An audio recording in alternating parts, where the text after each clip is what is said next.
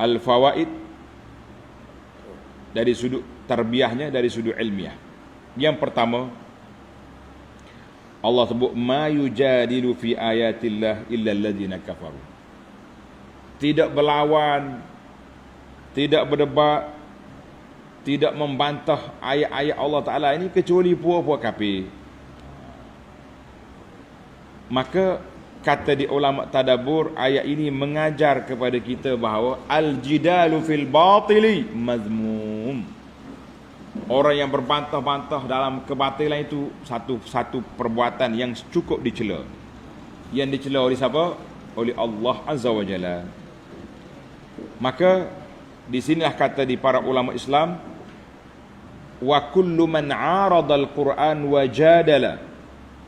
Mana-mana orang yang bantah Al-Quran, menolak hujah-hujah Quran dengan akal dia, dengan pandangan dia semata-mata, maka kumpulan ini juga termasuk di kalangan orang yang berbantah dengan batil untuk menolak hujah Al-Quran. Dia kata kita utamakan kalamullah, tapi oleh kerana kalamullah tu tidak dipahami kecuali dengan akal kita, maka mereka ini termasuk juga di kalangan orang yang dicela oleh syarak sebab mendahului akal daripada naqli. Akal dulu sebelum daripada apa yang mereka boleh faham daripada ayat-ayat Allah Azza wa Jalla ini. Itu yang pertama. Yang kedua, Allah kata apa? Fala yaghrur taqallubuhum fil bilad. Buat kafir, mu jangan terpedaya, jangan terkesan dengan kemewahan, dengan kecanggihan, dengan kebolehan yang ada pada orang kafir. Jangan. Jadi di ayat ini tulis mengajar kepada kita supaya jangan kita terpedaya dengan kebolehan-kebolehan teknologi yang ada pada orang kafir, seolah-olah kita kata Allah Ta'ala sayang kepada kumpulan ini, sebab tu dia beri mereka hebat, negara mereka aman, ekonomi mereka kukuh, dia punya teknologi dia tinggi, semua tinggi. Tapi apa boleh buat? Mereka boleh buat pakaian-pakaian yang tebal-tebal, pakaian-pakaian kalih peluru, pakaian-pakaian yang begitu hebat, tapi tuan dia sendiri telanjang. Pakai seluar sendo, ya Kelantan kata. Seluar sendo ni, apa dia panggil? Seluar dalam dia pakai. Duk berjemur tepi laut. Mana ada kan? Buat baju ni untuk peperangan, buat baju yang tebal-tebal sampai kalih peluru, tapi dia sendiri telanjang lebih kurangnya dengan buaya di tepi kolam. Apa hebat? Di mana nilai kemanusiaan kalau kita tidak balik kepada apa? Tak balik kepada wahyu didikan daripada Allah Azza wa Jalla. Mu jangan terberaya dengan kelanggihan. Dia buat apa? Cari harta kaya suku sembah. Nah, kata orang, tapi harta tidak dapat digunakan dengan cara yang baik. Allahu Akbar. Maka di sini kata di para ulama, mu jangan sangka teknologi yang mereka miliki itu menyatakan Allah sayang pada mereka. La, bukan tanda sayang. Atau kita kata mereka dalam keadaan benar, sebab tu Tuhan bagi. Lihat. Maka yang wajib ke atas seorang hamba ayyatabiran nas bil haqqi. Kita nak ukur orang betul salah tu, kita kena tengok kebenaran yang dia bawa. Kalau dia bawa benda benar, kan, kita tengok mengikut nilai kacamata syarak. Nilai kacamata syarak, jangan ikut nilai kacamata kita yang terpengaruh dengan dunia, jangan. Sebab itulah kata wa yazinu bis syar'in nas wala yazinul haqqa bin nas. Kita nak nilai manusia ni dengan syarak, bukan nilai syarak tu dengan manusia. Oleh kerana mereka lebih ramai, maka ajaran mereka yang betul lah. Sebab itulah kata di para pengkaji ahli-ahli psikologi, dia kata kalau nak ikut hak ramai, nak saya gembala kambing kena ikut kambing, sebab kambing itu ramai. Maka kita orang Islam jangan mudah terperaya, mudah koyok dengan teknologi yang ada pada kafir. Kita guna teknologi, jangan kata tak diguna. Itu salah faham pula. Jadi mereka buat kafir ni berjalan sana sini atas dunia ini, Allah Ta'ala beri peluang kepada mereka sekejap. Janganlah kita rasa mereka dah hebat. Tak. Yang ketiga, Allah sebut di sini wal ahzabu min ba'dihim, telah mendustakan sebelum mereka kaum Nuh, wal ahzab, dan kumpulan-kumpulan kafir yang bersatu selepas daripada Nuh. Ayat ini menunjukkan kepada kumpulan yang kafir itu selepas Nabi Nuh. Karena itu dalam hadis Nabi katakan Nuh hadis syafaat yang panjang. Bila kita jumpa dengan tok kita Adam, ya Adam isfa' lana. Adam, tolonglah kami Adam. Kita dah berlarak di mahsyar ini sudah lama. Adam kata izhab ila Nuh, pergi jumpa Nuh. Karena dia rasul yang pertama. Mana lepas daripada Adam, rasul yang pertama Nabi Nuh. Nabi Nuh. Jadi kalau ada orang menyangka bahawa Nabi Idris sebelum Nuh, khata, salah.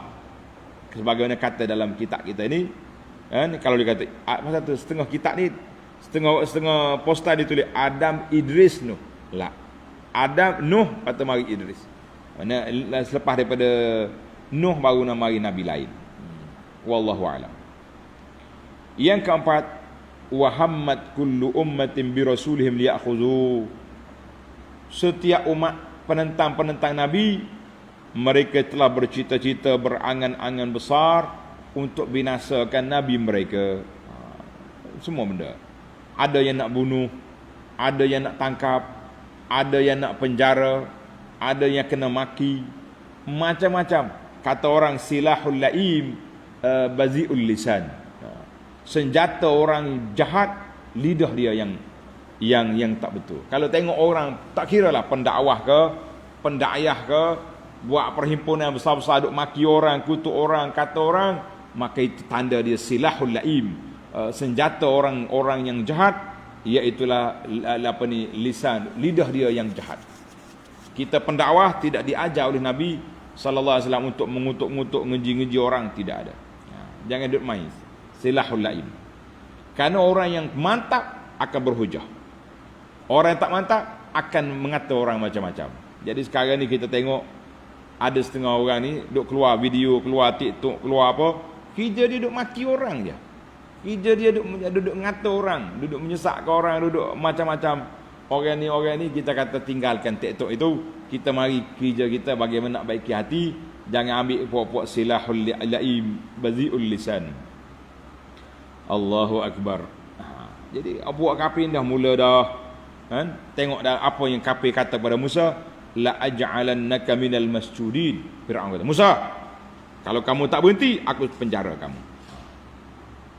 Abu Ibrahim Azar, dia kata apa kat Ibrahim? La illam tantahi la arjumannak. Ibrahim, kalau mu tak berhenti, aku akan rejam kamu. Surah Maryam. Maka itulah dia panggil puak-puak kafir ni duk bantah dengan kerah king, kata orang. Yang terakhir, yang kelima, Allah kata apa? Wa kadzalika haqqat kalimatu rabbika 'alal ladzina kafaru. Demikianlah tetapnya hukuman Allah terhadap orang-orang kafir.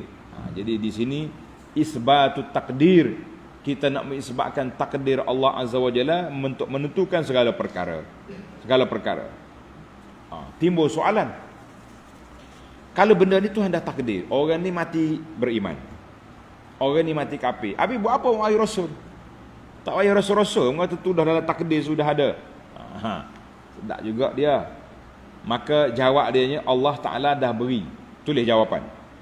Oleh kerana Allah Ta'ala sudah beri akal pemikiran kepada manusia, kepada setiap hamba Allah Ta'ala ni ada akal, ada otak, ada pemikiran, maka Allah suruh kita berfikir apa yang dibawa oleh Rasul-Rasul itu benar.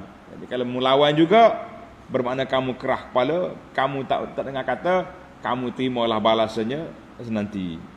Maka ayat ini, wa kadzalika haqqat, ini sebagaimana menyatakan bahawa inayatullah, Allah Ta'ala jaga Rasul-Rasulnya, kan? Kerana itu Tuhan kata kalimatu rabbik, kalimah Tuhanmu, Muhammad sallallahu alaihi wasallam. Akhir ayat Tuhan kata apa? Alladzina kafaru annahum ashabun nar. Dia panggil tuan neraka. Apa makna tuan neraka? Orang kekal dalam neraka. Kita ni kalau kata ini tuan rumah, Maknanya orang duduk seterka sini. Siapa ni? Tetamu mai rumah, dia akan balik. Jadi ayat ini Tuhan kata annahum ashabun nar, puak kafir tuan neraka. Duduk situ sama-sama. Duduk situ sentiasa, tak akan keluar-keluar lagi. Itulah yang kita bimbang, itulah yang kita takut para jemaah sekalian. Tamatlah perbincangan 5 faedah daripada ayat 4 sehingga ayat 6. Insya-Allah dalam sidi akan datang kita akan bincang tentang malaikat-malaikat yang memikul aras. Subhanakallahumma wa bihamdika asyhadu an la ilaha illa anta astaghfiruka wa atubu ilaik. Wa sallallahu ala nabiyyina Muhammadin wa ala alihi wa sahbihi ajma'in walhamdulillahi rabbil alamin. Wassalamualaikum warahmatullahi wabarakatuh.